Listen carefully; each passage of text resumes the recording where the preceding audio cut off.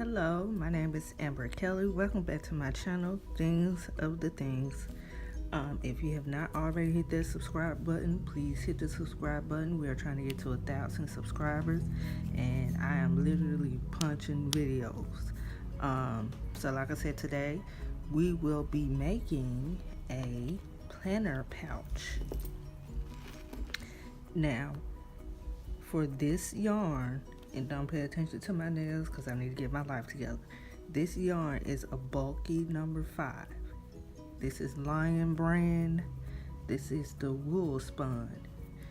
I think they have this at Walmart. I think they have this at Joann's. I'm pretty sure they have it at Joann's, and I'm pretty sure they have it at Michael's. But check your craft stores. Wool spun. Wool spun by Lion brand. And to make this, you will need at least one. Now, will you use the whole skein? No, but you need at least one. So I have been biting off of my, I think this is the last skein that I have, biting off my skeins to make stuff with. So I'm going to see how far this takes me. And for this particular project, guess what? You don't need stitch markers. Yes, I said it. You don't need stitch markers unless that is something you want to do. But I'm telling you, it is very simple. You don't need stitch markers. The only thing that you will need, and even then, you still won't even need this, but just to be on the safe side, you can track your stitches, how many rows you're doing back and forth. I don't, unless you have the item that it will go around, you would kind of measure it like this, well, like that. So say for instance, I have this planner. This is a mini planner. So all I did was I was just making it on one side, and when I was able to close it and this was still in it, then that's when I stopped. But we will do the row counting, and I'll show you what it looks like inside. And like I said, I have not tied in the ends or any of that. This was literally a rough draft because I didn't know how it was going to work out. So yes.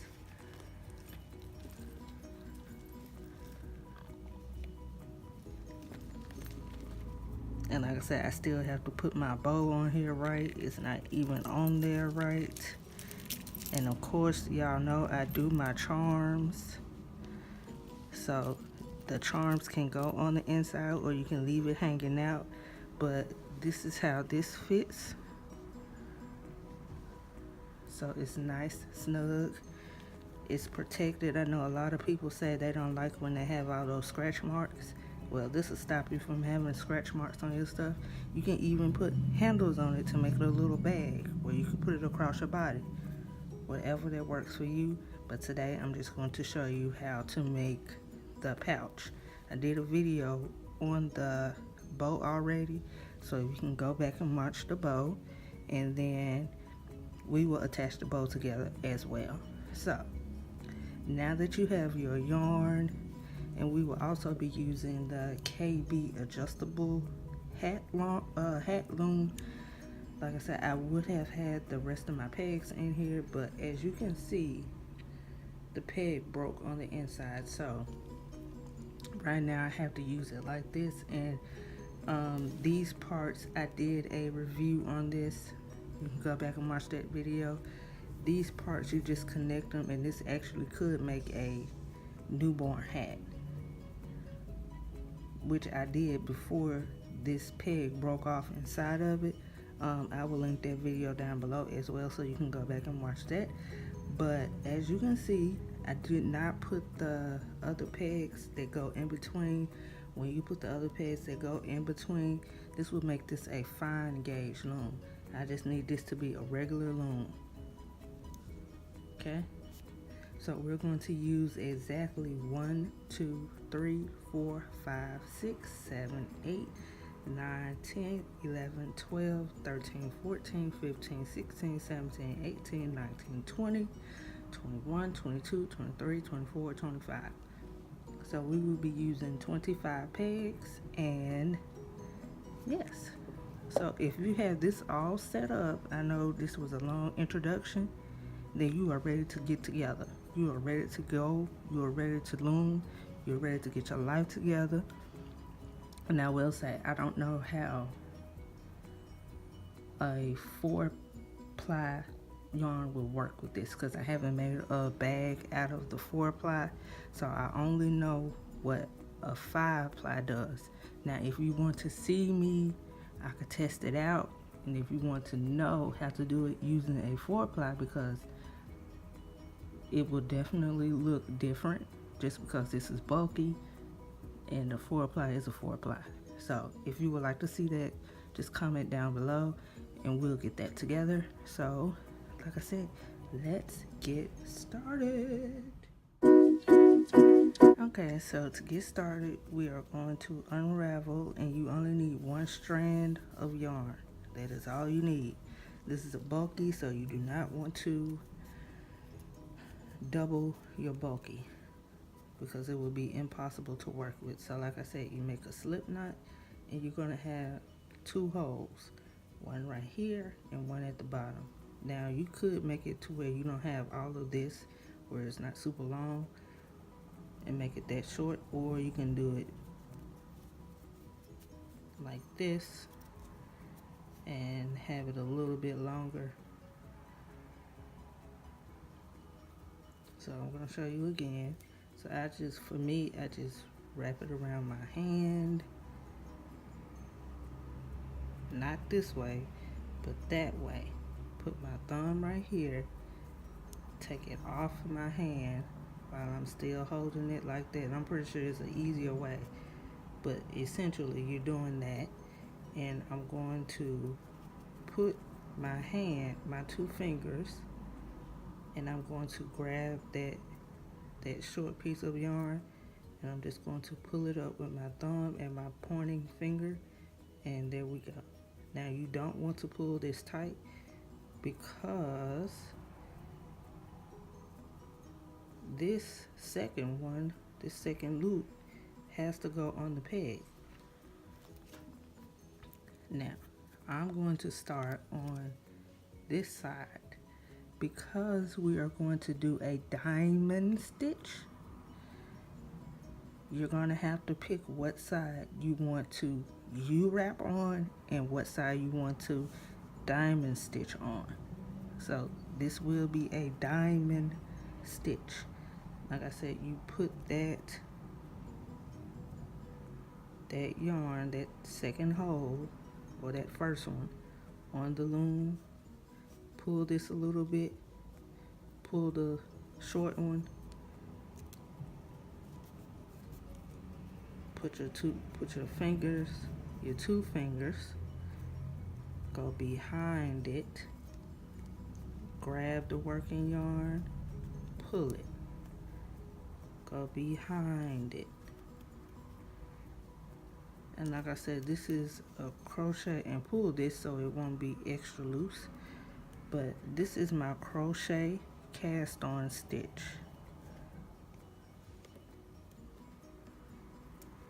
Okay, and let me see if I can zoom in. And as y'all know, I have been using this stitch on my hats because it makes a smoother brimless hat.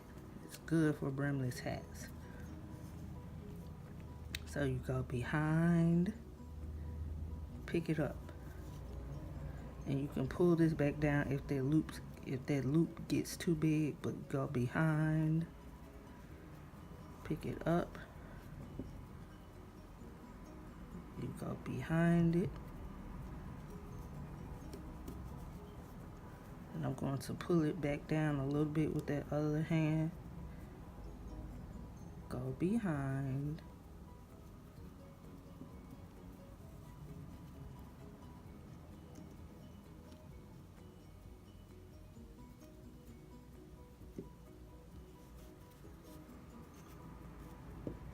and again, I'm not counting this as my row. I always count this as my foundation when I'm just putting the yarn on the loom. I always count that as my foundation. So I pull it up a little bit, but I'm going to go behind. And you see how I have this behind it? I'm going to pick it up. And you can use as many pegs that you want. And this will work on your Nifty Knitter loom as well. This will work on your KB looms as well. This will work on your, what's another loom? Your Hobby Lobby loom. This will work on your Michael's loom. Just long as you have those amount of pegs and they are this far apart and you have wool yarn.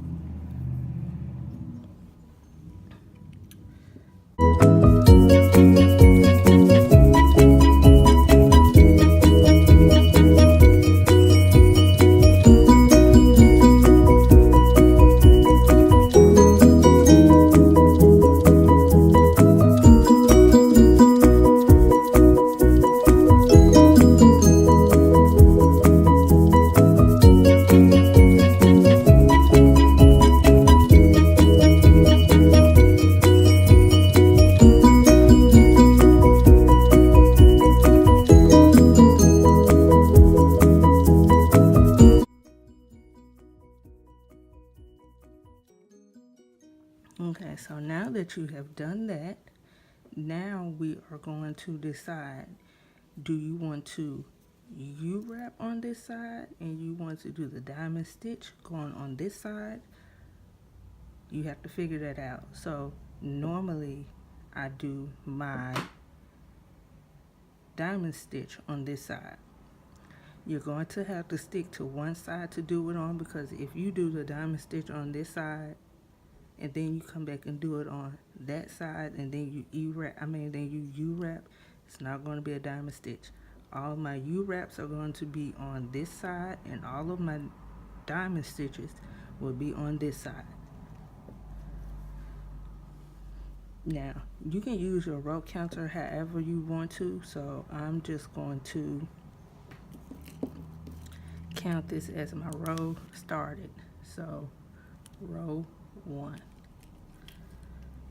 So what you do is you go in front of the last peg. You go in front, you come behind 2 pegs, and you go behind next to the last peg. Go in front, go in back. Now I'll show you how to do that again. So you go behind that last peg. Now you're going to go behind these 2 pegs. You go behind it, come in front. Okay?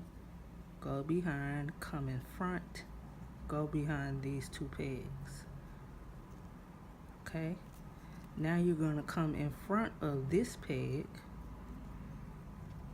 and then you're going to go behind that peg. Then you're going to go back behind that peg, and you're going to go behind both of these pegs, go in front of that peg, go behind it, go back in front of it, and you keep doing that.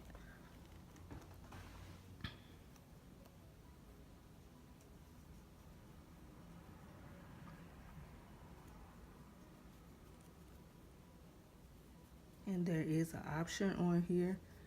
You can speed this up, or you can slow this down. So even if I'm still going too fast, you can slow this down, and I will insert a picture where you can slow this down or you can speed this up.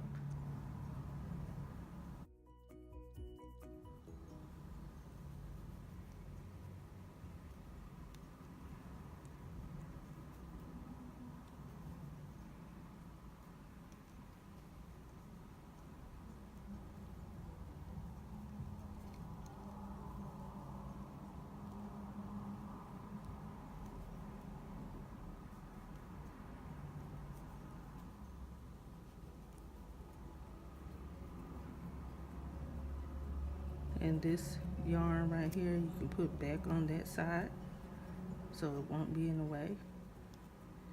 So now you're just going to go in front of the first peg, behind the second peg, and go back behind the first peg.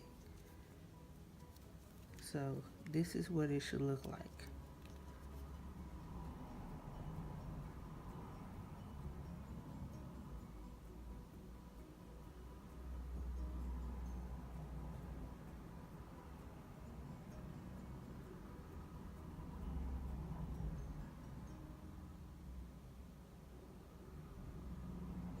Okay,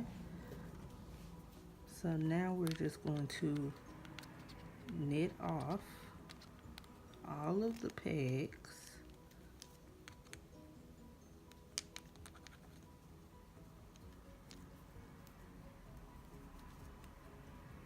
Push them down as you go. Knit that off.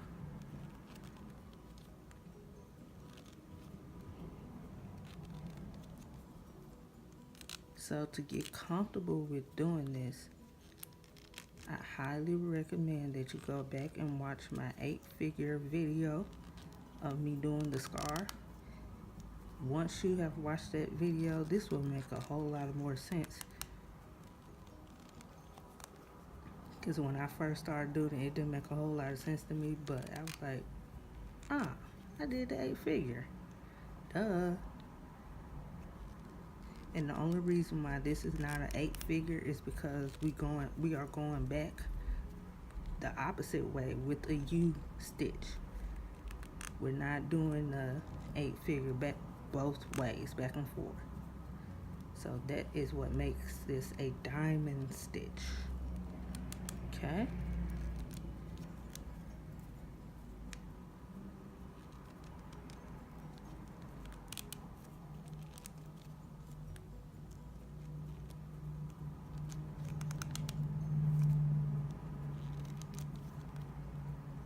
Just keep on going, and this is the tricky part. You have to separate your yarn because they will be together just like now, and you knit that over, and now you're ready for row 2.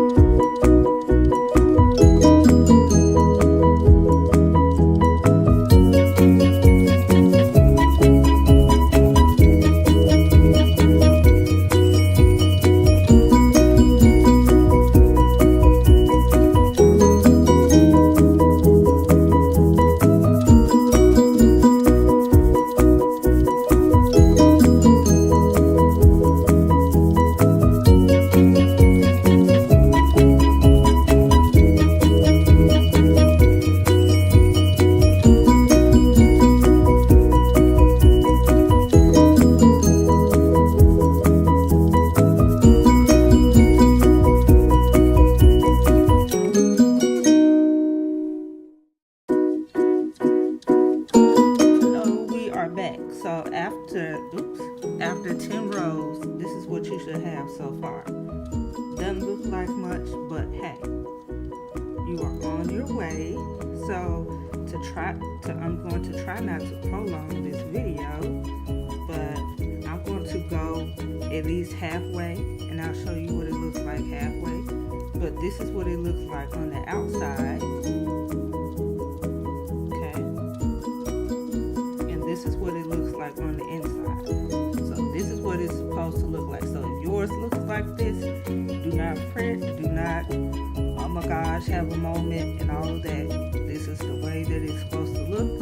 And like I said, me going back this way, this is the part where I do my diamond stitch. This way, where my yarn is hanging from, this is where I will do my U-wrap. So just to remind you, but like I said, I'm going to keep going halfway until I get to halfway, and then I will come back here and then I will show you and tell you what to do next and how many ultimate rows you should have. Okay, we're back. So like I said, this is what I have so far. This is what the outside would look like.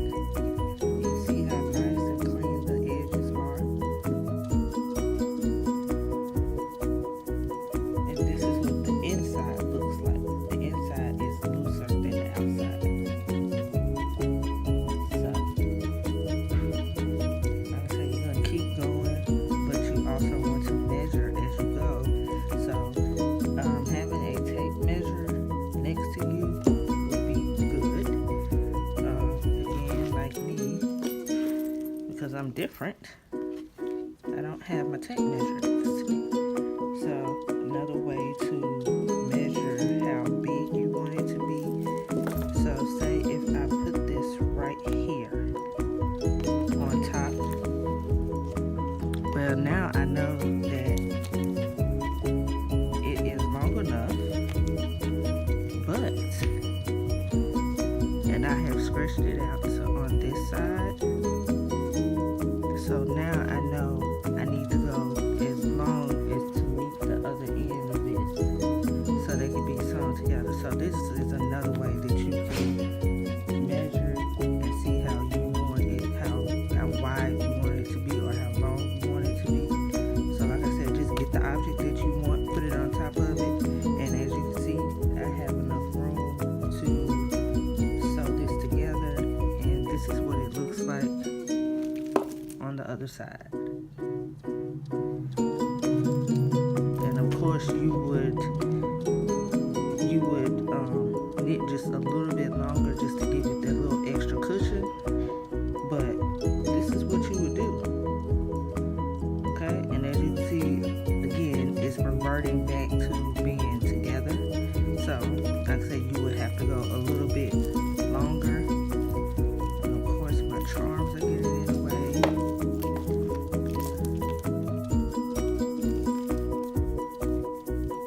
Okay, so we're going to go through this again, and I will actually tell you how many stitches I have done so far. So far I have done 54. That's how many so far. So get all my yarn together.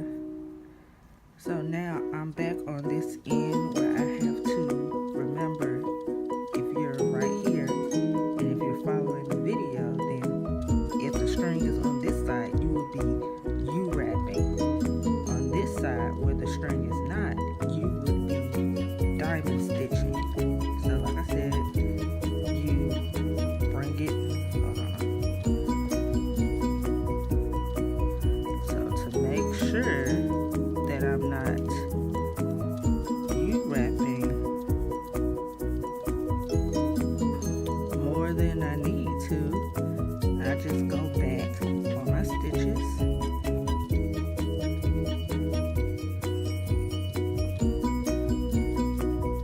just to be extra sure. And technically I would not start my next stitch until I have completed one of these. So like I said, you just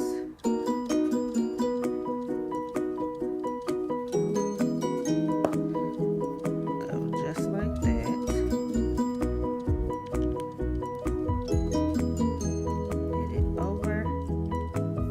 Knit it over, and then we are going to go in the front, hold it,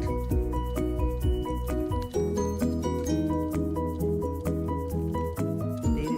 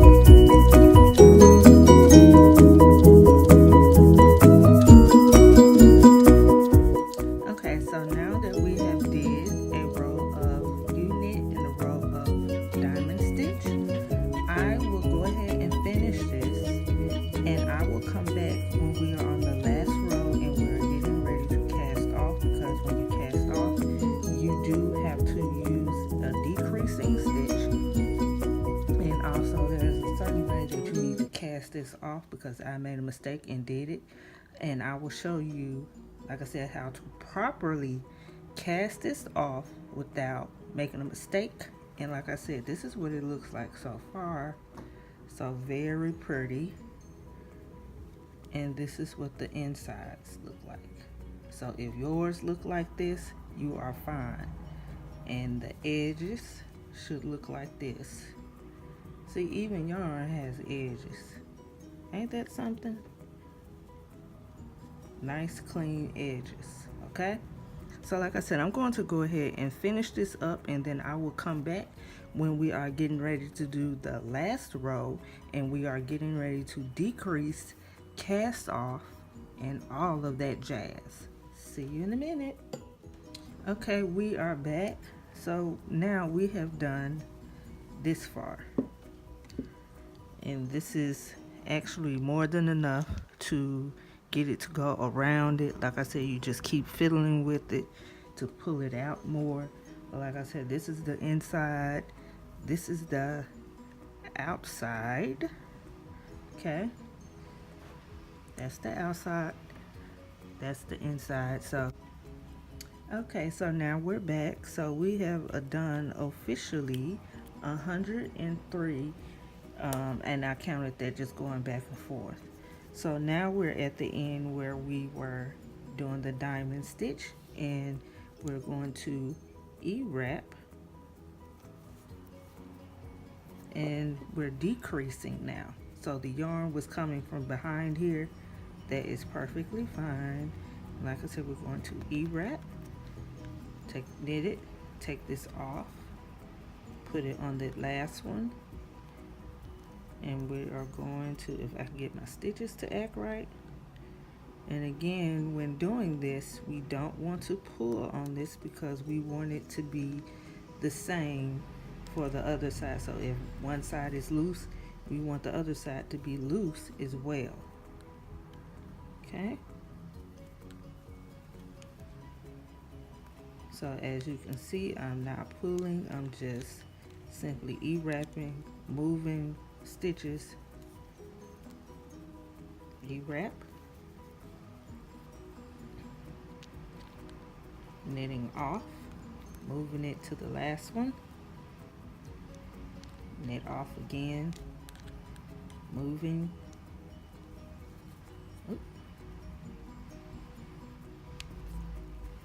okay, and again we're not pulling at all because we want it to be a seamless thing when we sew it together. So I'm going to show you how to sew this together, which you all probably know how to do. I'll show you one side, and like I said, you will get the gist of how to do the other side, which is very easy. And as you can see, we are taking it off. So loosely knitting, and this is how you decrease. Now some of the time I pull, that was my first mistake. When I first did this, I pulled while I was decreasing. Well, it made a difference, and I could tell from one side to another. So that's why it's very imperative that you loosely do this.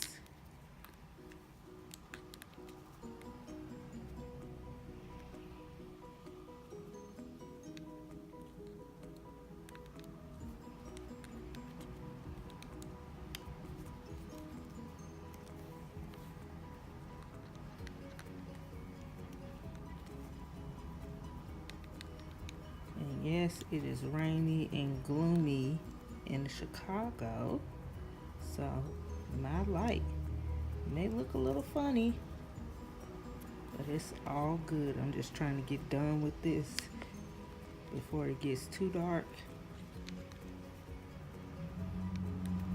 And I have no sunlight at all or natural lighting. Oop. Don't forget to bring it over.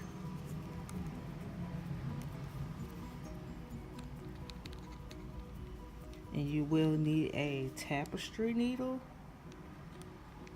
and I'm going to show you how much I have left over. So that's why I said you wouldn't use all of the skein, but you would need a full skein.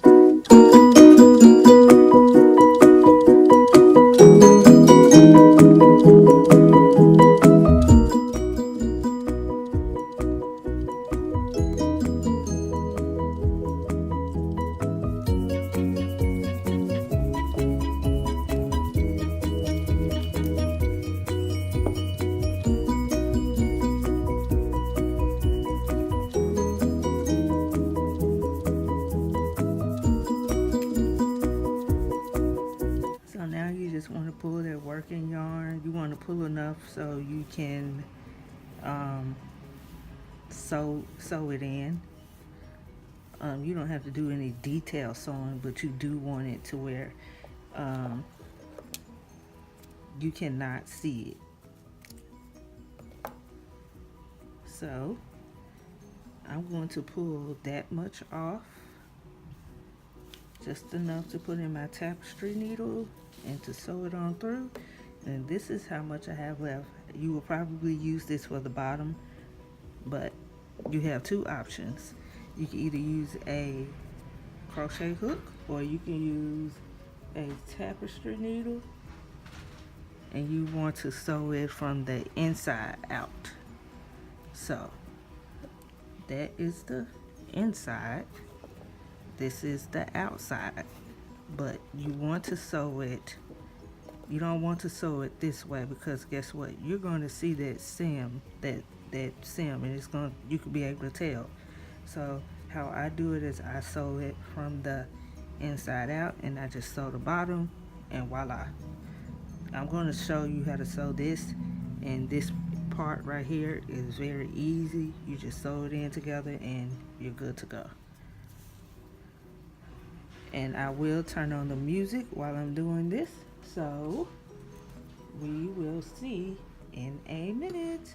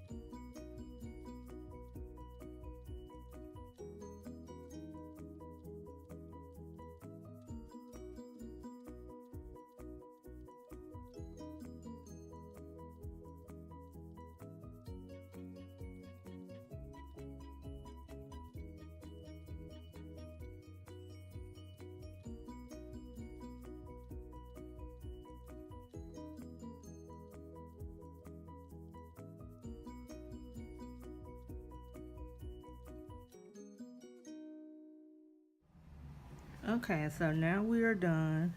So like I said, I sewed it in from the inside, and what I did was, while I was sewing and I ended up down here, no, I ended up here, I ended up taking my needle, threading it back down that seam, going down here, and just putting it together like I'm doing this, and just sewing that together. So that is how I got that. So I'm going to pull this just a little bit, that way one side doesn't look as long as the other. And like I said, that's the luxury of this. You can move the stitches to how wide, how tight you want it to be.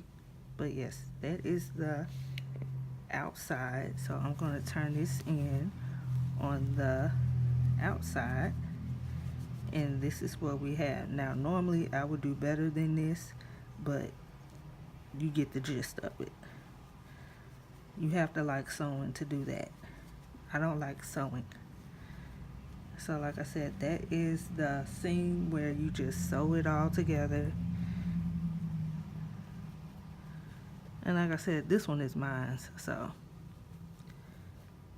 and like I said, whatever you want to put in there, you can put it in there. So like I said, I'm going to put this in here, and as you can see, it works out good. I could leave this hanging out, or I could put this in here, and that is my whole little pouch. Now you can line this too. You can line this as well. So I may do this one lined. I don't know yet because I have some satin down at the bottom, but you can line this as well. But this is the diamond stitch, and this is the pouch. If you like what you saw today, please give me a thumbs up, and as always, subscribe. And yes, we did 103 stitches. So I mean 103 rows. So we went back 103 times, and this is what she looks like. Now I'm going to cut off all the excess, and you can put a bow right here. All you would do, I wish I had one available, but when you do the bow, you have the string hanging at the back of the bow.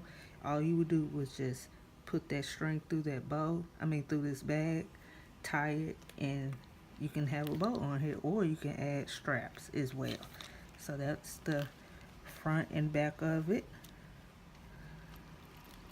and that's your little bag. Okay, so again, like I said, if you like this video and tutorial, please give me a thumbs up, and as always, happy looming, and see you next time. Bye.